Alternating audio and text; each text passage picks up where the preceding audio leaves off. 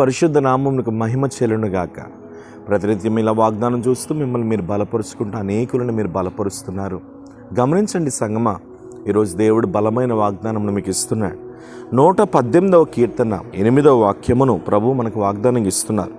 మనుష్యులను నమ్ముకొనుట కంటే యెహోవాను ఆశ్రయించుట మేలు. దేవునికి స్తోత్రం. చాలాసార్లు మనుషులను మనం నమ్ముకుంటూ ఉంటాం కదా. దైవ సేవకులుగా మేము కానీ, విశ్వాసులుగా మీరు కానీ, లేదా అన్యులుగా మీరు కానీ చాలా మార్లు చాలా వాగ్దానాలను నేను చెప్పాను. ఏ మనిషి నమ్మదగిన వాడు కాదు. నిజమే. ఎందుకంటే అనుభవించిన తర్వాత ఆ ఎక్స్పీరియన్స్ వస్తుందంటారు కదా. అలా మీ లైఫ్లో చాలామందికి ఈ ఎక్స్పీరియన్స్ ఉండే ఉంటుంది. దేవునికి స్తోత్రం. మనిషి ఎందుకండి మనిషిని ఆశ్రయించడం ఎందుకు? మనుషుల మీద ఆధారపడడం ఎందుకు? అప్పటికప్పుడే మనుషులు బాగుంటారు, అప్పటికప్పుడే మనుషులు మారిపోతారు, అప్పటికప్పుడే మనుషులు ప్రేమిస్తారు, అప్పటికప్పుడే మనుషులు ద్వేషిస్తారు, అప్పటికప్పుడే మనుషులు నేను ఉన్నానంటారు. కష్టాలు వచ్చేసరికి అప్పటికప్పుడే మనుషులు విడిచిపెడతారు. కొద్దిమంది ఎంత తీగా మాట్లాడతారు వారు ప్రేమ కలిగిన మాటలలాగా. తర్వాత మరలా వాళ్ళు ఏం చేస్తారు అని అంటే ఆటోమేటిక్గా వారి లైఫ్లో వాళ్ళు మారిపోతూ ఉంటారు. దేవుడి వేళ మనతో మాట్లాడుతున్నాడు. మనుషులను నమ్ముకునుట కంటే యెహోవాను ఆశ్రయించటం మేలు.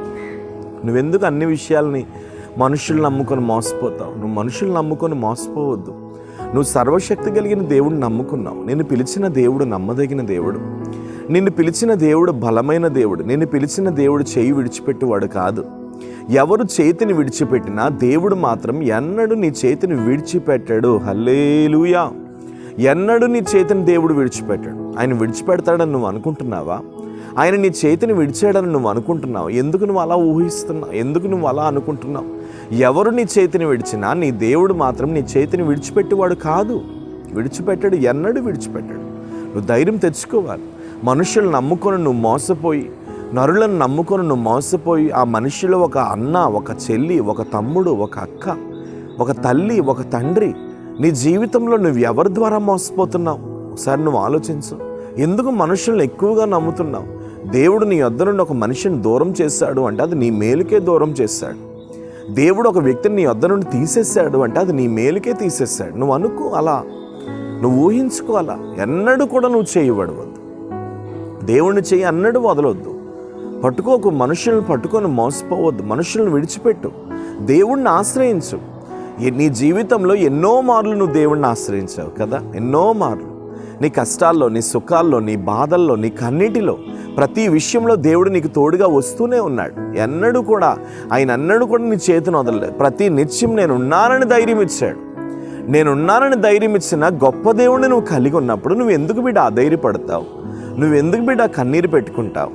ఎవరు విడిచినా ఆయన విడవనని మాట్లాడుతున్నప్పుడు నువ్వెందుకు సోలిపోతావు?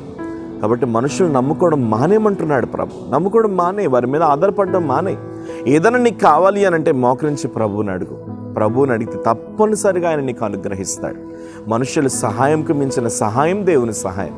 మనుషులకు సహాయంకు మించిన ఫ్రెండ్షిప్ దేవుని ఫ్రెండ్షిప్. ఎంత మంచి ఫ్రెండ్షిప్ మన దేవునితో. కాబట్టి అధైర్యపడొద్దు. మనుషులు నమ్ముకోవడం మానేసి దేవుడిని ఆశ్రయించు.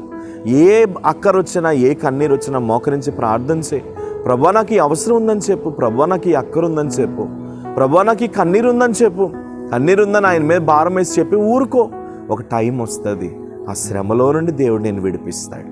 ప్రేమ కలిగిన పరిశుద్ధ తండ్రి, ఎంతమంది అయితే ఈ వాగ్దానం చూస్తాం మనుషులు నమ్ముకొని మోసపోయారో, నరులను నమ్ముకొని మోసపోయారో, వారి మీద నీ కృపనుంచు స్వామి. మీకు స్తోత్రములు. వారిని మీరు చేయి విడిచిపెడితే వారు ఎక్కడికి వెళ్తారయ్యా? అయ్యా, ఈ వాగ్దానం చూస్తున్న వారి మీద నీ బలమైన కృపను పంపండి. ఈవేళ నేను ప్రార్థిస్తున్నాను, వారి జీవితాల్లో మీరు అద్భుతము చేయండి ప్రభువా. మనుషులు నమ్ముకొని మోసపోయినా వారు ఈ వాగ్దానం చూస్తున్నారు. యేసు నామములో అట్టి వారి మీద నీ నూతనమైన ఫలము దిగునుగా కానీ ప్రార్థిస్తున్నాను. మీరు అభిషేకించండి, నిన్ను ఆశ్రయించే వారిగా మార్చండి, నీ మీద ఆధారపడే వారిగా మార్చండి. ఎంతమంది అయితే కోర్టు సమస్యల్లో ఉన్నారు, యేసు నామములో ఆ సమస్యలన్నిటి నుండి విడుదల కలుగునుగా కానీ ప్రార్థిస్తున్నాను. మీరు ఆశీర్వదించి, గర్భఫలం లేని వారికి గర్భఫలాన్ని ప్రకటిస్తున్నారు. కుటుంబాల్లో మనశ్శాంతి లేని వారికి మనశ్శాంతిని ప్రకటిస్తున్నారు. మీ కృపచేత నింపమని ప్రార్థిస్తాం.